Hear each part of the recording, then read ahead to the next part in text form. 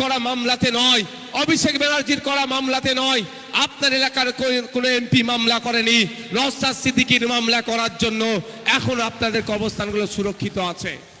হ্যাঁ, আমি বলছি আমাদের মতো গুটি কয়েক মানুষ মামলা করেছে বলে এখনো আপনার ওয়াকফ সম্পত্তিটা সুরক্ষিত আছে। এখন ইন্টেরিয়াম অর্ডার হয়েছে, আমরা আশা করব ফাইনাল অর্ডারে আমরা আমাদের ওয়াকফ সম্পত্তির অধিকার আমরা ফিরে পাবো। আজকে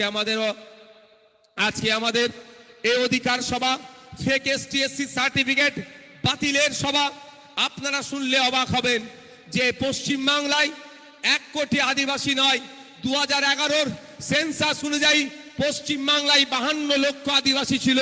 2011 সেন্সাস অনুযায়ী হয়তো এখন বেড়ে খুব বেশি হলে 1 কোটি আদিবাসী হবে, কিন্তু দেখবেন 1.5 কোটি আদিবাসীকে সার্টিফিকেট প্রোভাইড করা হয়েছে বলে রাজ্য সরকার বলছে।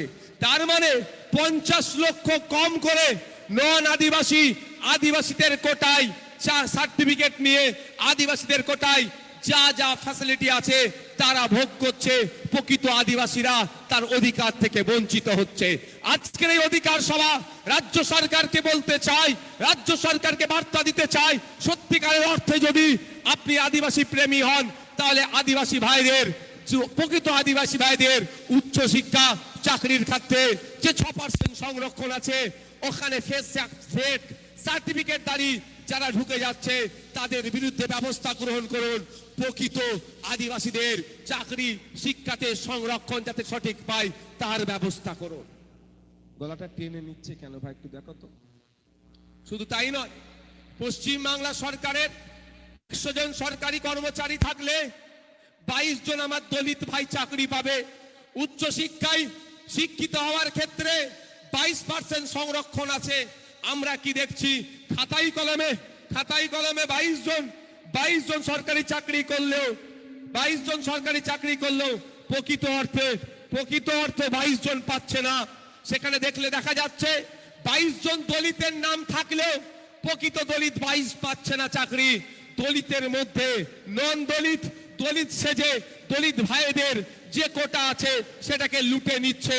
তাই আজকের এই সমাবেশ, আজকের এই অধিকার সভা রাজ্য সরকারের কাছে বার্তা দিতে চাই, প্রকৃত অর্থে যদি পিছিয়ে বর্গের দলিত হিন্দু ভাইদের ভালোবাসতে চান তাহলে আপনারা দায়িত্ব নিন যে ফেক এসসি সার্টিফিকেট দিয়ে দলিতদের কোটায় যারা চাকরি করছে তাদের ক্ষেত্রে যারা ফেক সার্টিফিকেট দাঁড়ি তাদেরকে চাকরি থেকে বার করে প্রকৃত দলিত ভাইদের চাকরির ব্যবস্থা করুন। আমি আজকে এসআইআর নিয়ে একটু কথা বলবো। শোনার মানসিকতা আপনাদের আছে তো নাকি মায়েরা? আমি এসআইআর নিয়ে বলবো, তার আগে এই কটা বিষয় আলোচনা করে নি, শেষের দিকে এসআইআর নিয়ে বলবো। আজকের এই অধিকার সভা আপনার আমার অধিকারের জন্য। আজকে এই সভা কিসের অধিকার? আপনি মুসলমান, আপনার পিছিয়ে বর্গের অনগ্রসর শ্রেণীর মুসলমান। রঙ্গনাথ মিশ্র কমিশন বলেছিল এই মুসলমানদেরকে ইমপ্লিমেন্ট করতে গেলে, মূল স্রোতে নিয়ে আসতে গেলে 10% সংরক্ষণ দিতে হবে। মমতা ব্যানার্জি সুকৌশলে মুসলমানদের হাতে শুধুমাত্র সার্টিফিকেট ধরিয়ে দিয়েছে, সংরক্ষণের সুবিধারা পাবে না, ধ্বংস করে দিয়েছে। কেমন আপনাদের বলছি, কদিন আগে আপনারা দেখেছিলেন মেসিকে দেখাকে কেন্দ্র করে একটা ঝামেলা হয়েছিল। কারণটা কি?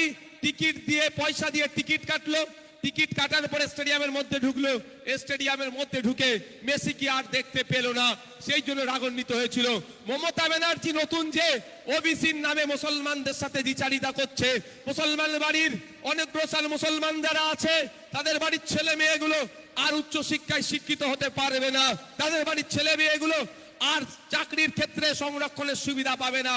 কিন্তু বলছে ওবিসি করে দিয়েছি, ওই সার্টিফিকেটটাই শুধু থাকবে, টাকা দিয়ে ফর্ম ফিল আপ করবেন, পরীক্ষায় বসবেন, রিটেনে পাস করবেন, ভাইভাতেও গেলেন, ভালো ভাইবার উত্তর দিলেন, কোশ্চেনের উত্তর দিলেন, দেখবেন আপনি চাকরি পাবেন না সংরক্ষিত কোটায়। কারণ ওখানে মমতা ব্যানার্জির দায়িত্ব নিয়ে সংখ্যালঘু মুসলমানদেরকে ধ্বংস করেছে।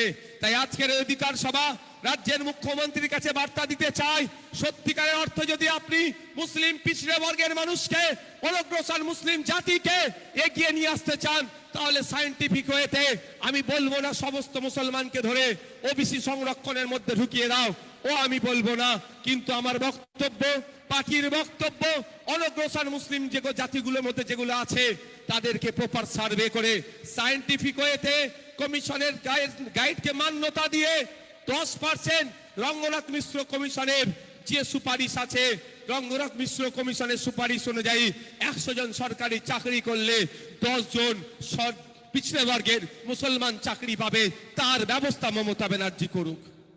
এই দাবি আমরা করতে হবে না? 100 জন সরকারি চাকরি করলে 6 জন আদিবাসীকে চাকরি দিতে হবে, এটা অ্যাজ পার রিজার্ভেশন পলিসি অনুযায়ী 100% রোস্টার। 100 জন সরকারি চাকরি করলে 22 জন পিছিয়ে বর্গের হিন্দু ভাই চাকরি পাবে। 100 জন সরকারি চাকরি করলে 10 জন পিছিয়ে বর্গের মুসলমান ভাই চাকরি পাবে। এটা হচ্ছে নিয়মের মধ্যে আছে। আর মমতা ব্যানার্জি আপনার হাতে সার্টিফিকেট ধরিয়ে দিয়ে আপনাকে কি বলছে, তোমার আমি উপকার করে দিচ্ছি। এই সার্টিফিকেট রাখা আর ছিঁড়ে ফেলে দেওয়ার মধ্যে কোনো তফাৎ নাই। তাই মমতা ব্যানার্জি সত্যিকারের অর্থে মুসলমানদের যদি ভালো চাই 10% সংরক্ষণ করা হোক রঙ্গনাথ মিশ্র কমিশনের কথা অনুযায়ী। মমতা ব্যানার্জি প্রকৃত অর্থে দলিতদের যদি ভালোবাসতে চাই, দলিতদের যদি উপকার করতে চাই, তাহলে 22% যে প্রকৃত দলিতদের সংরক্ষণের ব্যবস্থা আছে সেটা হোক, আর ফেক এসসি সার্টিফিকেট গুলো, এসসি সার্টিফিকেট গুলো বাতিল করুক। মমতা ব্যানার্জি সত্যিকারের অর্থে যদি আদিবাসীদেরকে ভালোবাসে, তাহলে মমতা ব্যানার্জিকে ঘোষণা দিতে হবে যে 50 লাখের মতো যে ফেক এসটি সার্টিফিকেট ইস্যু করা হয়েছে সেগুলো বাতিল করতে হবে। উচ্চ শিক্ষা এবং চাকরির ক্ষেত্রে প্রকৃত আদিবাসীদেরকে চাকরির ব্যবস্থা করতে হবে। তাহলে তো বুঝবো সত্যিকারের ভালোবাসা। আর নাম কষ্টে ভালোবেসে কি হবে? 100 জন সরকারি চাকরি করছে, তার মধ্যে 6 জন আদিবাসী চাকরি পাওয়ার কথা, খাতাই কলমে 6 জন আদিবাসী দেখাচ্ছে, কিন্তু দেখলে দেখা যাবে 3 জন আদিবাসী নয় এমন ঢুকে যাচ্ছে। কলকাতাতে এইবারে এমবিবিএস এর নিটের এক্সাম পাস করেছে, এমবিবিএস এ ভর্তি হয়েছে 41 জন এই ধরনের আদিবাসী সমাজের সার্টিফিকেট চুরি করে নাকি হয়েছে অভিযোগ আছে। তাহলে 100 জন এই আপনার আদিবাসী সমাজ 41টা ডক্টর কিন্তু পাচ্ছে না। মায়েদের অসুবিধা হচ্ছে না তো? একটু অপেক্ষা করুন, আমি এই বিষয়টা বলার পর আমি এসআইআর নিয়ে বলবো। এসআইআর নিয়ে পশ্চিমবাংলার মানুষ যে আতঙ্কিত আজকে আছে, যে হয়রানি হচ্ছে, এই হয়রানির জন্য কেন্দ্রের যে সরকার যাদের চলছে, বিজেপি, তৃণমূল, নির্বাচন কমিশন একযোগে দায়ী। এরা 3 জন মিলে পশ্চিমবাংলার সহজ সরল নাগরিকদেরকে হিয়ারিং এর নামে তাদেরকে অহেতুক হয়রানি করছে। তাই আমাদেরকে শপথ নিতে হবে, এদের 3 জনের বিরুদ্ধে গণতান্ত্রিক প্রক্রিয়াতে লড়াই সংগ্রাম জারি রাখতে হবে। আমি বলবো সে বিষয়, তার আগে আমি দুটো কথা বলি। আজকে আপনারা জানেন আদিবাসীদেরকে খুব ভালোবাসছি বলছে, আদিবাসীদেরকে ভালোবাসছি, কিন্তু 5th শিডিউল আদিবাসী এলাকায় ইমপ্লিমেন্ট করছে না কেন সেটা জানতে হবে। ছোটনাগপুর টেনেন্সি অ্যাক্ট যেটা আছে ওই মানভূম এলাকাতে কেন ইমপ্লিমেন্ট করছে না আপনাদের জানতে হবে। নাম কাস্তে ভালোবাসা, বাস্তবে কোনো ভালোবাসার আমরা রূপ দেখতে পাচ্ছি না।